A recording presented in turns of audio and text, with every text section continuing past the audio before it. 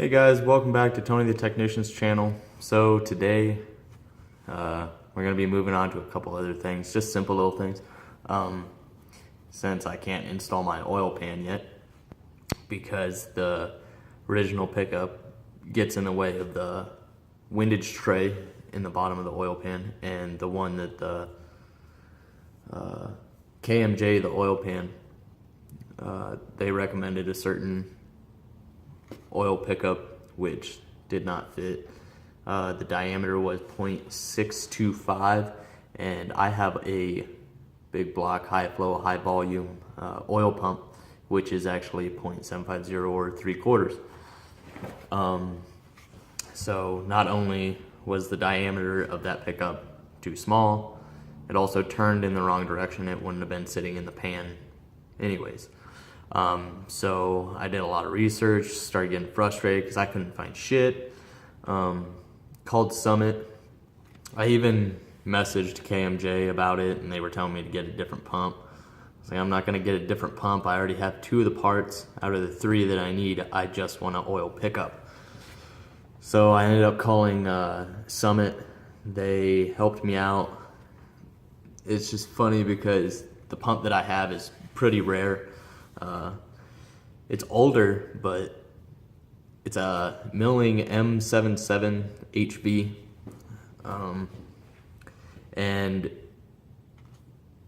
with me using a circle track pan with all the trap doors, the windage tray, the crank scraper, all the little knickknacks that you get with a circle track pan, well, with my setup with that oil pump and that circle track pan, there's literally one oil pickup that could possibly work, and that's the Canton 20-100. But Summit didn't have a picture because he knew it was the right depth for my pan.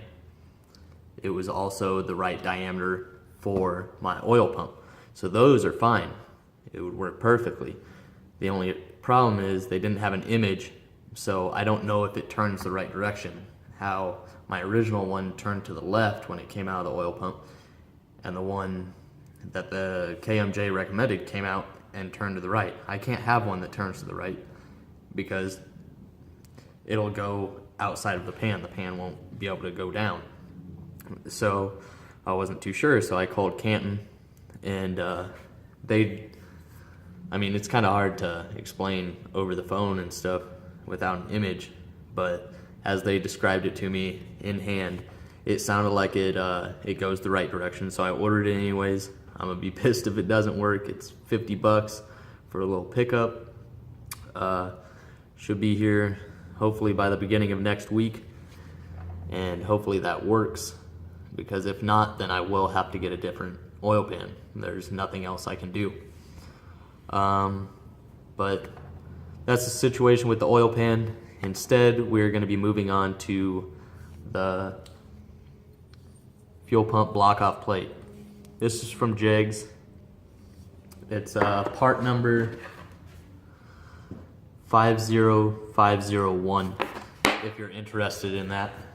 It comes with the gasket, obviously the plate, and the 4 bolts that you'll need in order to install it.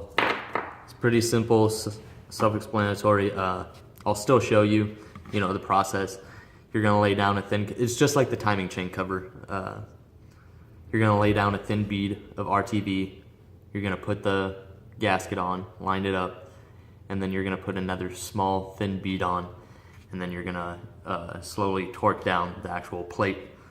But other than that, for today, I'm still waiting on my ARP head bolts and everything to come in. I might start porting them soon though.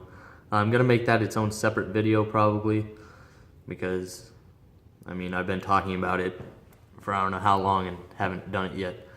But I finally got everything. I can start working on them. They're painted, they're cleaned. Might as well start that soon. So after I get the oil pan on, I can just bolt the heads right on and we can start moving along a lot faster. But let's get to putting this block off plate on. Alright guys, there you can see I've put a nice bead around where the fuel pump block off plate goes. Next is you're just going to install your gasket. I'm probably going to go ahead and apply a thin coat to the gasket now before I press it on, because I don't want it sliding around as I put more RTV on. But that's what I'll do now. Alright guys, not that you can really tell, but I got the gasket pressed on now. Maybe you can see a little bit better now. Got a thin coat on that as well, so when I press this on, it will seal it all up. But you're just gonna lightly hold this up there and start your bolts in. It's gonna be the two smaller ones down below, the two bigger ones up top. If you look at the engine right side up. But simple enough, just go ahead and put your block off plate on and bolt it down. Alright guys, so there I got it snug down, about to tighten it up now. As you can see, mine are hex bit bolts. Yours could just be normal bolts, but mine, the large ones are going to be a 5/16 and the smaller are going to be 3/16. I'm going to use these bits. This DeWalt set that I got, I'll be doing a review on. It's pretty nice. It's a ratcheting T-handle. It's got a solid part on the end for bits, or the ratcheting part here, and it's pretty heavy duty, and it comes with some long attachments and short ones. But like I said before, I'll be using a 5/16 and 3/16 in order to tighten this down. Starting with the top one, you're just gonna snug it down.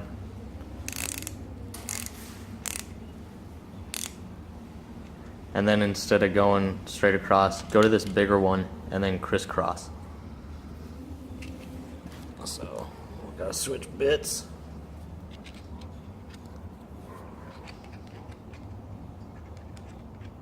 Sorry, it's a little hard to do it one-handed, but I am trying to show you guys a little bit more of what I'm actually doing.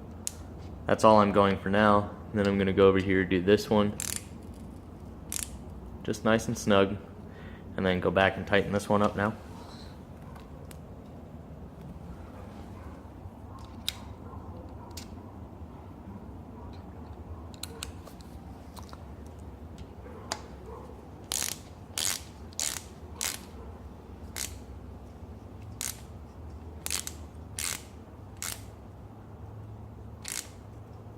And then once you have them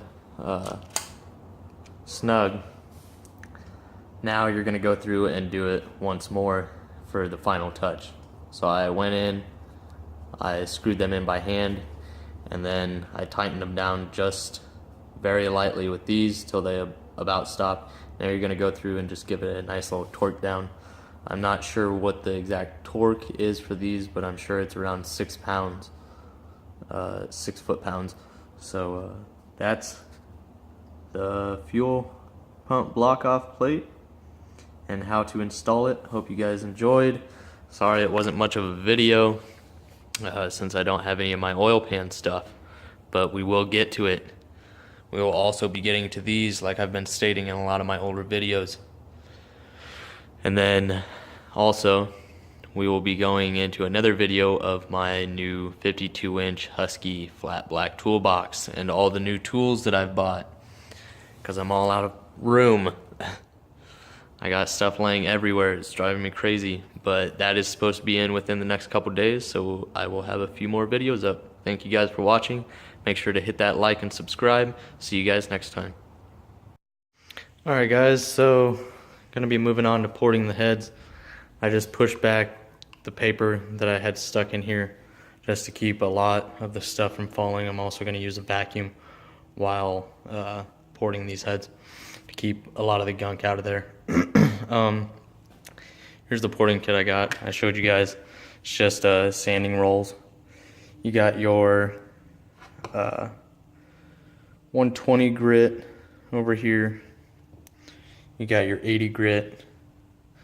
and you got your 100 grit and your 80 grit, both the cone and the straight rolls. It'll leave me with 5 of each of these for each head, 10 of each of these for each head, and same for that, or this will be split into 5 each, because I want to make sure that I have enough bits for everything, because it's going to take a lot of work, a lot of hours. Don't worry, it's not going to be a super long video, especially since I can't really hold it and show you guys at the same time, but I can still show you the motions and everything. So if you guys have any questions about porting, this is just a simple port job, not advanced.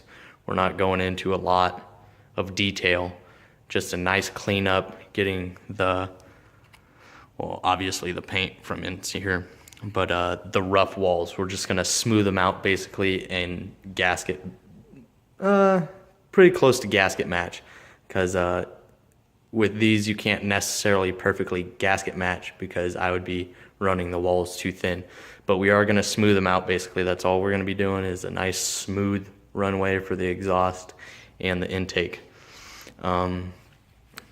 It won't be too advanced, anybody can do it, you just have to be patient and be very careful. You don't want to be going and gouging anything or running the sandpaper in one spot for too long. You want to do a nice circular motion all the way around and go deeper, and just make sure you cover it all. You're basically looking for any rough edges, like sharp corners, sharp pieces of metal sticking out, the rough walls, things of that nature. But other than that, I'm going to go ahead and set up my bits and we're going to start. Alright guys, so as you can tell, I've set everything up to get ready to start porting the exhaust side of these heads.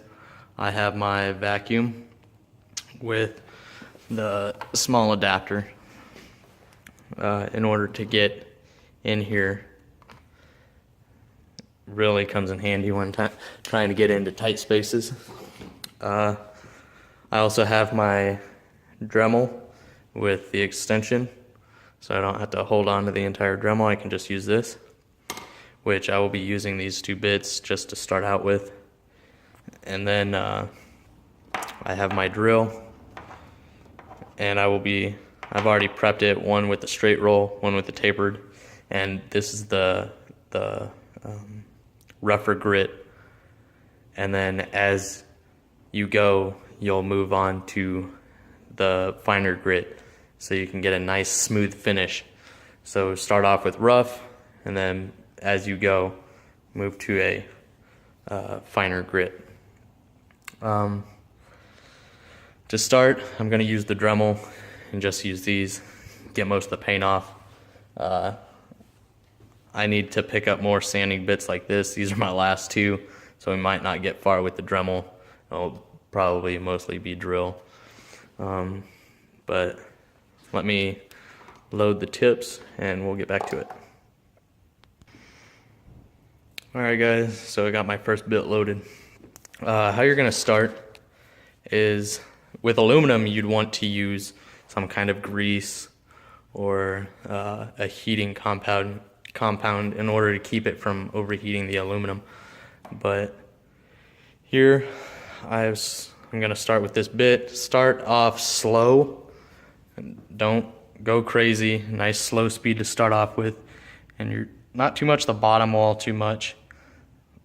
You will get it, but mainly focusing here, and you're going to keep going in circles, and you're going to go deeper and deeper, and then once you get to about this part, that's when you will need the tapered one to really get down there around the corners and everything. But right now I'm just going to focus on just the edge and get that cleaned up, and I'll show you what that looks like when I'm done. Alright guys, so haven't started on these 3. I've been working on this one. I'm telling you, it's a very long process, very tedious. It's hard to see, but as you can tell, I'm starting to get somewhere. That doesn't really help. starting to get down to a little bit smoother surface. Just keep grinding and vacuuming over and over. As you can tell, these I haven't touched. You see how this surface is very rough. It's got little jagged teeth. I don't know if you can see that right there, but I've eliminated that on this, and I've gotten a little bit closer to the gasket match. As you can see, if you line the gasket up, it's just temporary. See how much room these have. And then this one has gotten a little bit closer, but still got to widen it a little bit. I'm not too focused on matching it perfectly to the gasket. My main focus is just smoothing out the surface inside. But that's how much I've gotten so far. I've been working for about 10-15 minutes. It's a very long process. Probably spent about, 6 hours per head. So I'm not going to show you 6 hours worth of video, but I will keep you guys updated. Alright guys, so I'm about finished with this one. Now remember, I still got to get a little bit further down in there. Get up on here.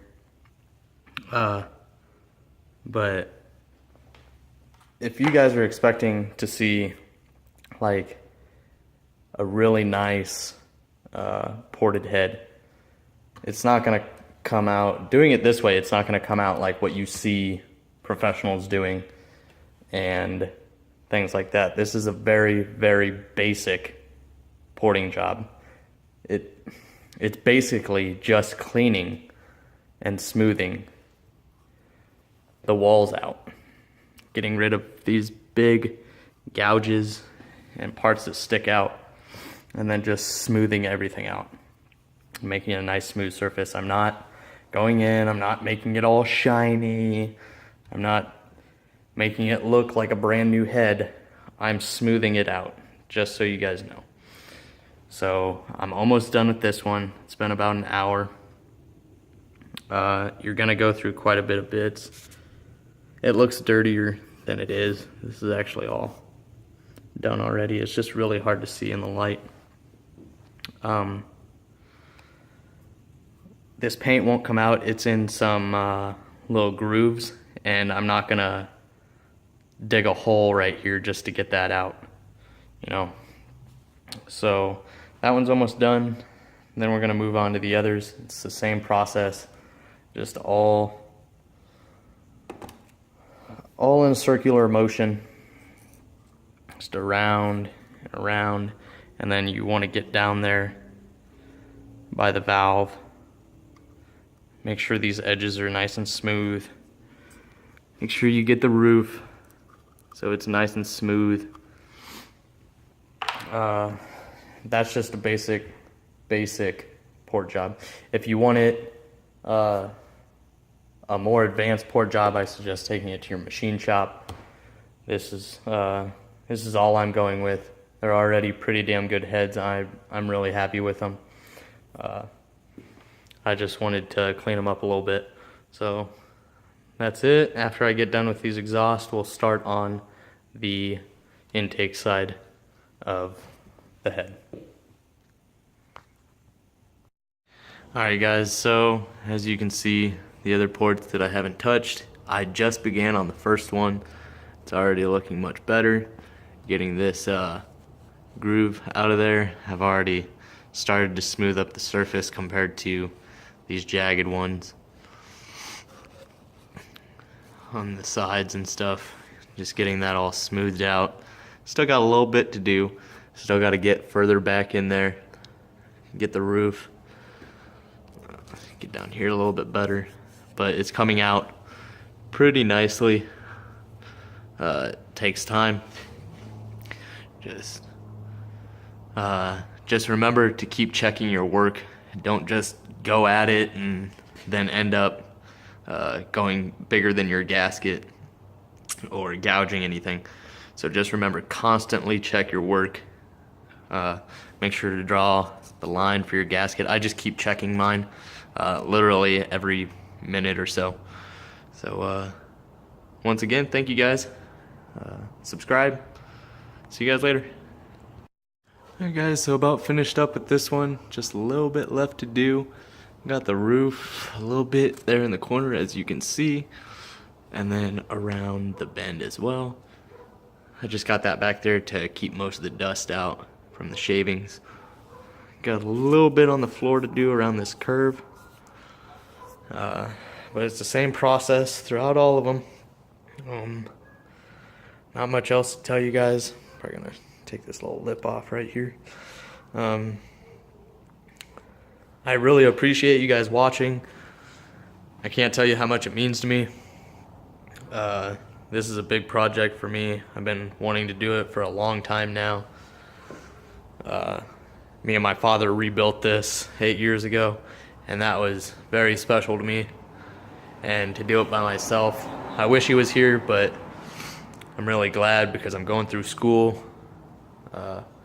and it's kind of my first project all by myself, no helping friends or working with family. I mean, if my family comes to help, I mean, I would love that, but it's a great experience being able to do all of it myself, with all my own tools, my own experience as far as everything that I've ever done with cars, and just using that on this project.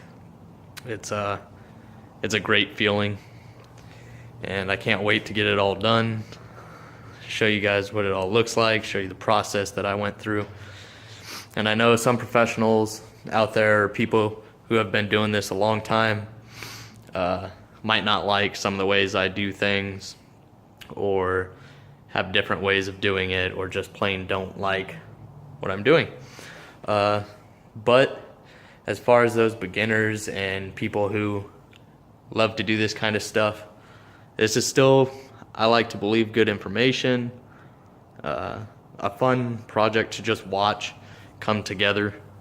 I love watching videos like these of other people on YouTube. I love Eric the Car Guy, Chris Fix, all those big guys that just have everyday information about mechanical work. And I hope you guys enjoy this, and thank you guys for watching. Alright guys, so Tony the technician here again. Decided to show you guys me halfway done with this side. So here's the ports that I haven't done yet, still covered in carbon and pretty chewed up. Almost finished with this side. Gotta straighten this edge out a little bit, but as you can tell, this side's coming along a lot nicer than what it was previously. Still have a couple hours left. I'm telling you guys, this takes a lot of time, so just wanted to show you guys a little update. But that's what I've gotten done so far.